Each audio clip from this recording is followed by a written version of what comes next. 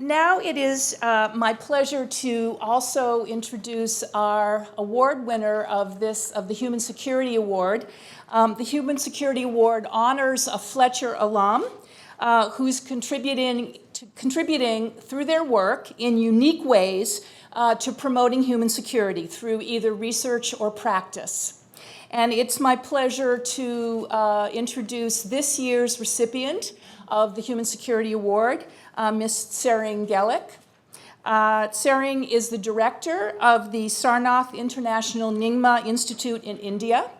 As she will describe, her work focuses on Buddhist cultural preservation throughout Asia. This reward reflects our view that preservation of cultural heritage is an important part of human security, to it in acknowledging the cultural touchstones of individual and group identity and dignity, which are so important to the human security agenda. Tsering's work also seeks to bridge Eastern and Western traditions, introducing Buddhist monks to the study of human rights, democracy, and environmental issues. Inherent in this educational work is a commitment to tolerance and global engagement as a counterpoint to religious extremism. Tsering's amazing work reminds us of the incredible diversity of the Fletcher community, whose graduates follow many paths, but share values of inclusion, respect for cultural differences, while aspiring to universal practices of human rights and global stewardship. Tsering, it's a great, great pleasure for me to present you with this year's Human Security Award.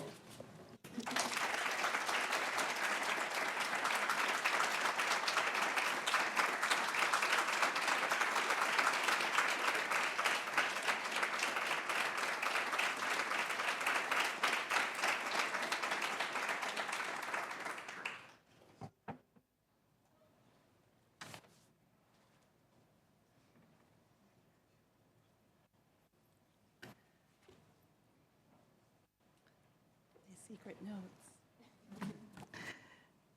Okay. Wow. Thank you.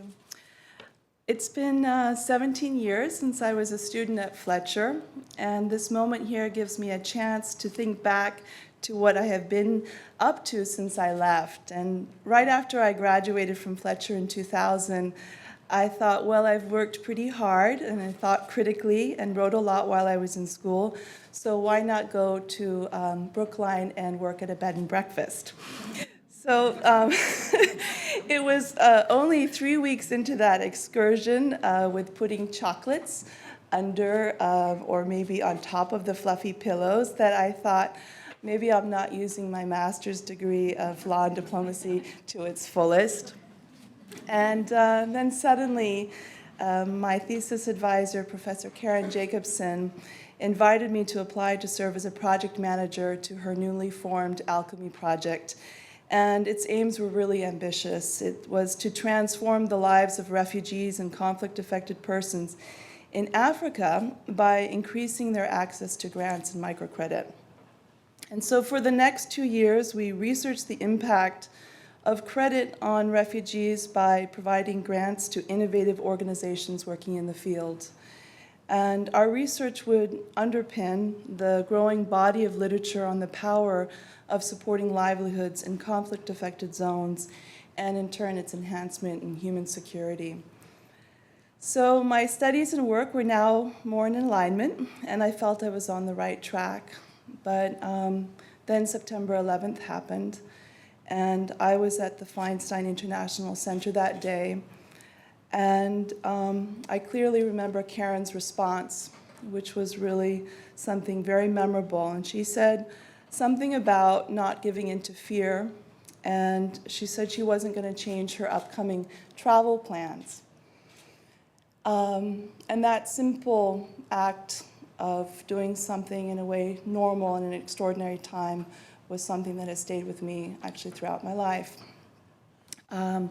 So responding and transforming adversity, my father is a Tibetan Lama and a refugee himself. He has dedicated his entire life to cultural preservation and world peace.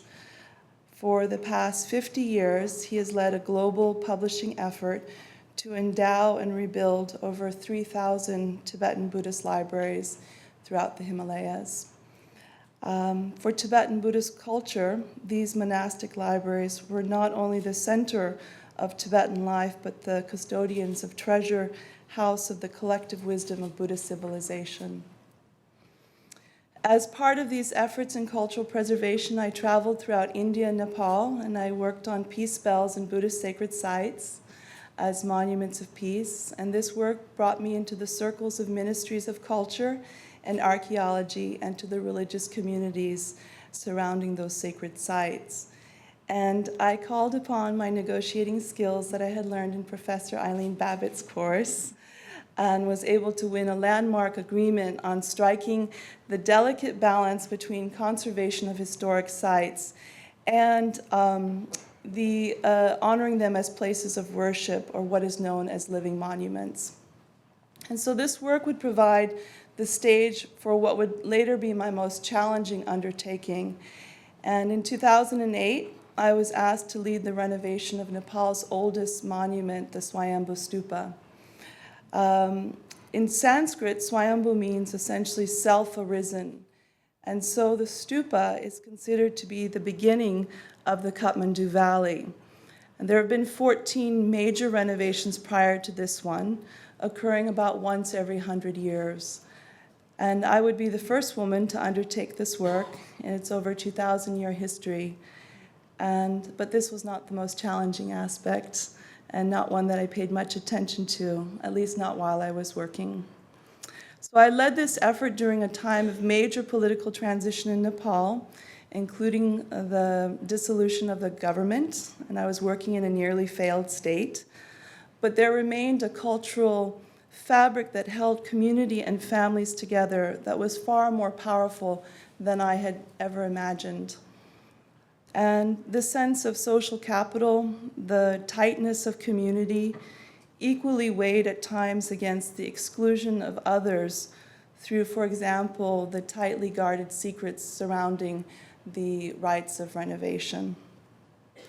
All of this was within the context of a mess of dysfunctional bureaucracies, and these were new aspects of relationships that I had not experienced really before.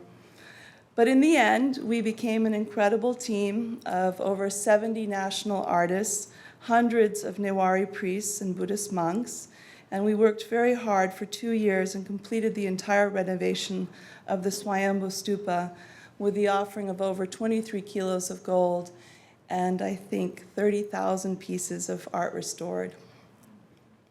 The work we did on supporting the internal structure of the stupa helped to prevent its collapse, unlike nearly all of the other mini monuments damaged in Nepal's most recent and devastating earthquake in April 2015.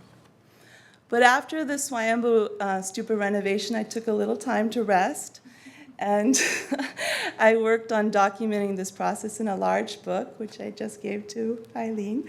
And then my sister made a documentary film on the same. And for me, finishing Swayambhu Stupa was something like summiting Mount Everest, and there was simply no project that I felt would be bigger than that. And so I really felt a strange mixture of both accomplishment and emptiness. And so the void, I would say, almost grew for a year, and then I was asked to go back to India. And since 2011, I've been working every year for 7 months at a time in a small town in northern India called Sarnath, where the Buddha first gave his teachings over 2,500 years ago.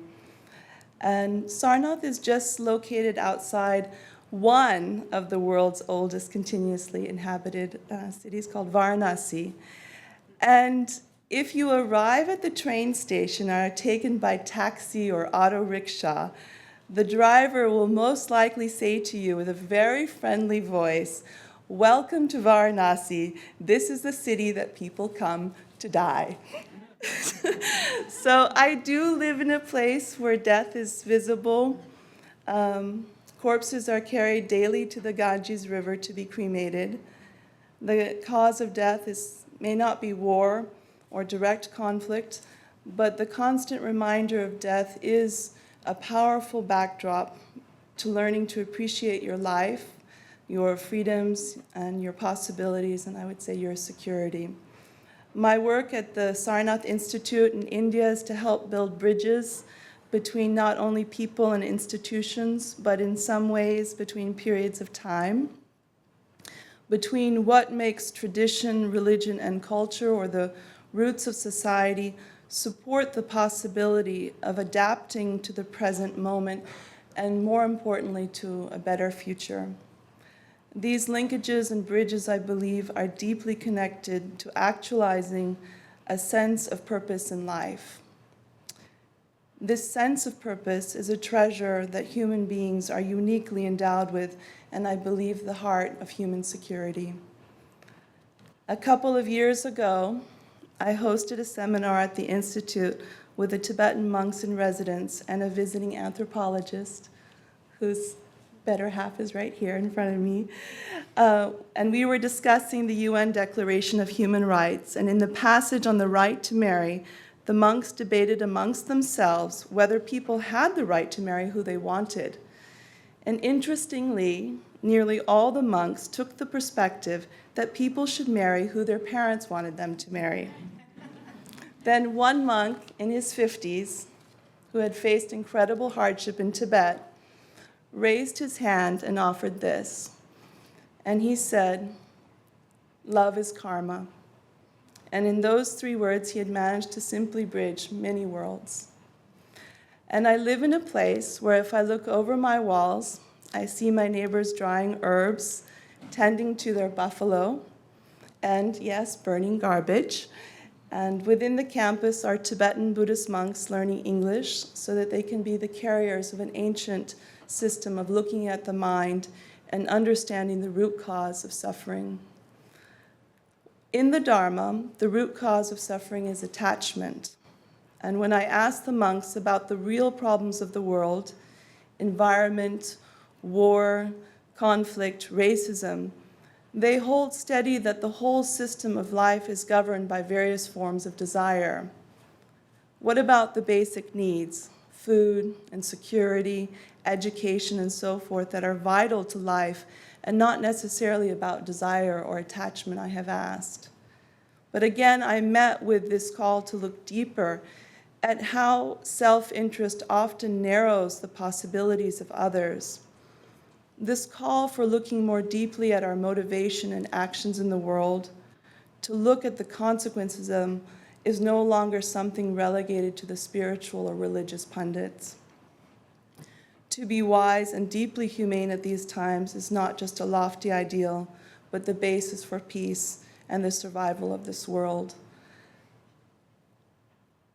We must recognize that there is indeed a cumulative effect of our individual actions, our words, and our thoughts, and that while the basis of suffering may be attachment, the basis of compassion is an understanding that all beings want to be happy.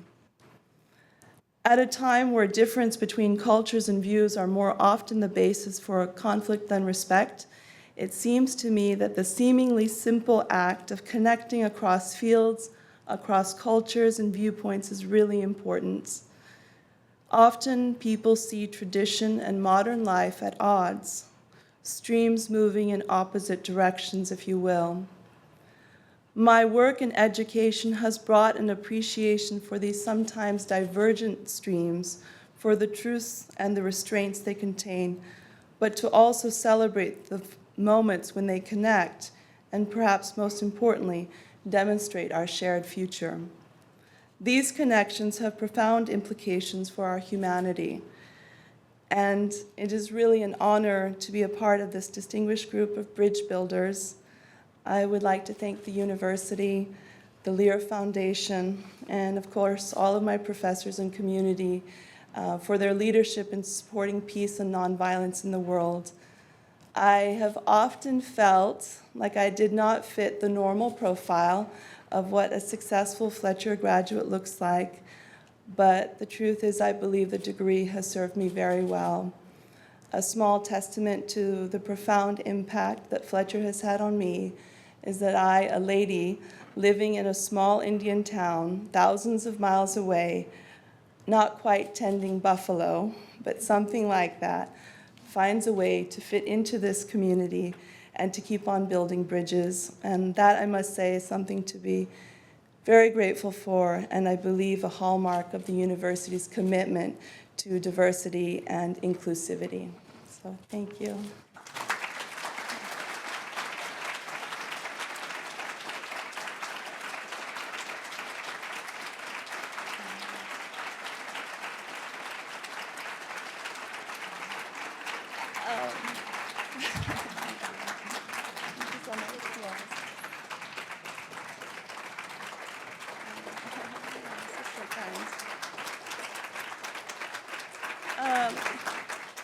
Thank you.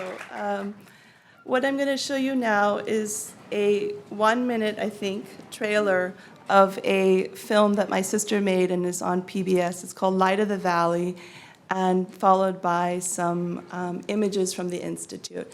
I sincerely say this to this entire room. I welcome you all to the city where you can come to die, but I also welcome you to join us in any way. And thank you again, all of you. I deeply appreciate your being here. Thank you. When I came to Swayambhu, I didn't really know what I was getting into. And when you're standing in front of a sacred monument, you can feel something different is there. Swayambhu was in need of repair. There was cracks, there was dents, and pieces had fallen off or had been stolen or were missing. If somebody wanted to come and restore the Statue of Liberty, you'd want to know what their credentials were, what qualified them for doing such an important work.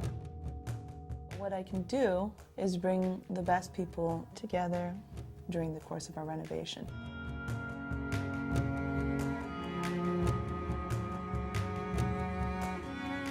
The Newars craftspeople, their hands are like poets. There are many places around the world which are sacred sites. If they are not marked or kept up and maintained, they are lost.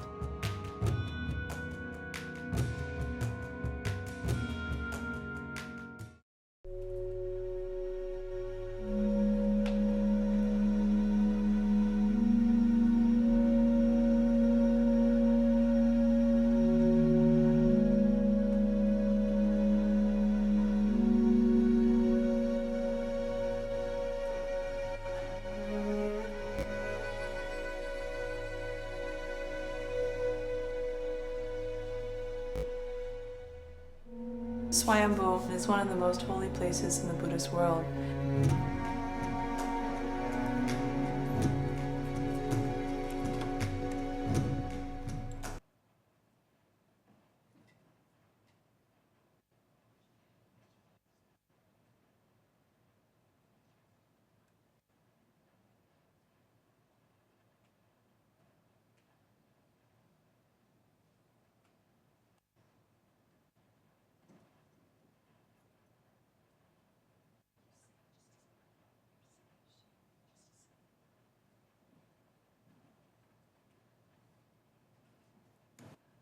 This is the library at the Institute, and in the red is my father on the picture. Karen said this is my husband, but that's not quite correct. He's a friend.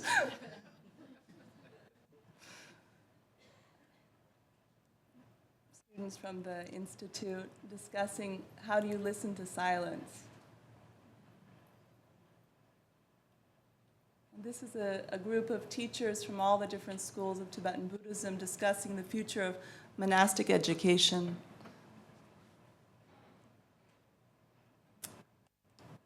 Pilgrims from Tibet receiving a prayer wheel.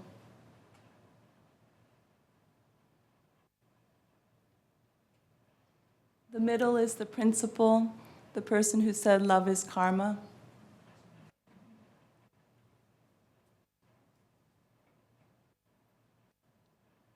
A science program with the monks learning how to plot data of their size of their feet.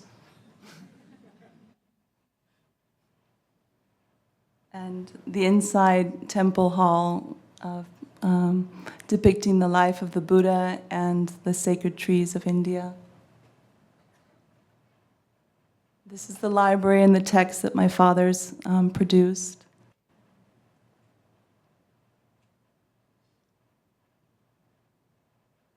Our campus.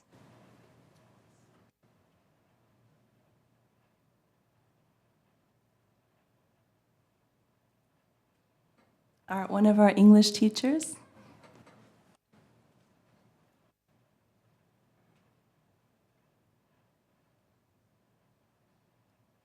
And here we are praying for peace.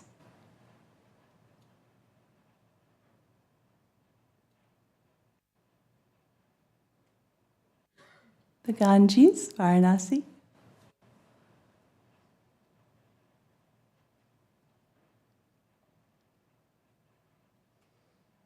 And finally, a lotus in a small pond next to our temple.